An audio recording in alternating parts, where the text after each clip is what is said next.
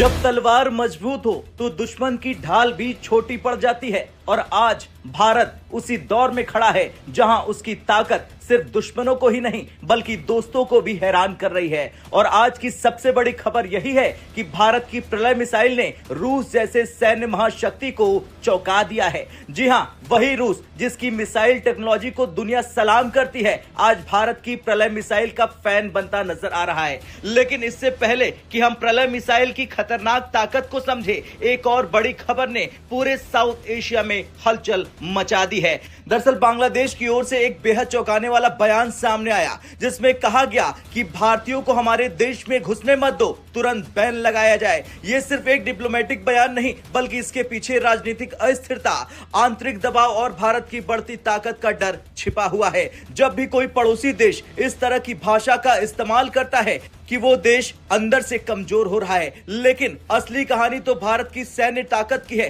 जिसने पूरी दुनिया का ध्यान अपनी ओर खींच लिया।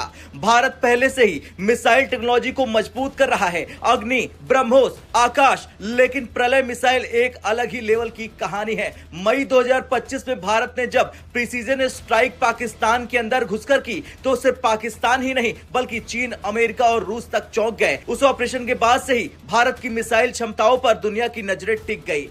रूस के जाने माने सैन्य एक्सपर्ट डोमानसेव ने हाल ही में भारत की प्रलय मिसाइल पर एक विस्तृत रिपोर्ट जारी की। इस रिपोर्ट में उन्होंने साफ कहा कि प्रलय कोई साधारण बैलिस्टिक मिसाइल नहीं है, यह दुश्मन की सबसे एडवांस एयर डिफेंस और मिसाइल डिफेंस सिस्टम को धोखा देने के लिए डिजाइन की गई है।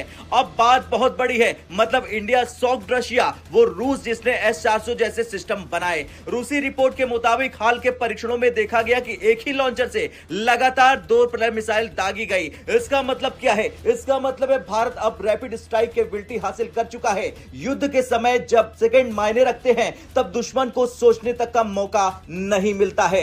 अब प्रलय 1-2 चरणों वाली ठोस ईंधन बैलिस्टिक मिसाइल है। लॉन्च के कुछ समय बाद ही इसका वॉरहेड मुख्य बॉडी से अलग हो जाता है और खुद ही अपने टारगेट की ओर बढ़ जाता है। इसमें लगे हैं INS और GPS, यानी टारगेट कितना भी मुश्किल क्यों ना हो, प्रलय चूकेगी नहीं।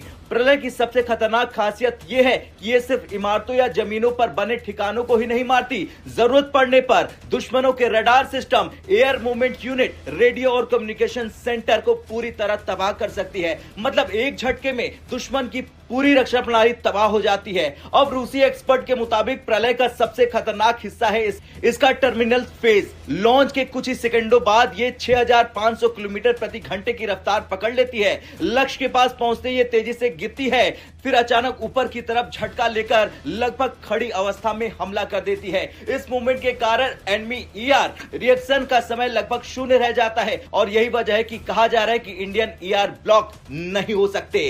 प्रलय का वॉरहेड 350 किलोग्राम, 750 किलो और कुछ मामलों में लगभग 1000 किलो तक है। भारी वॉरहेड मतलब कम रेंज, लेकिन यानी भारत के पास अब फ्लेक्सिबल पावर हो चुका है। अब सबसे अहम बात, प्रलय मिसाइल सीधी बैलिस्टिक मिसाइल में उड़ती ही नहीं, ये हवा के अंदर तेज रफ्तार से उड़ते हुए बार बार दिशा बदलती है। इसी वजह से इसे ट्रैक कर पाना मुश्किल है, इंटरसेप्ट करना तो लगभग नामुमकिन है।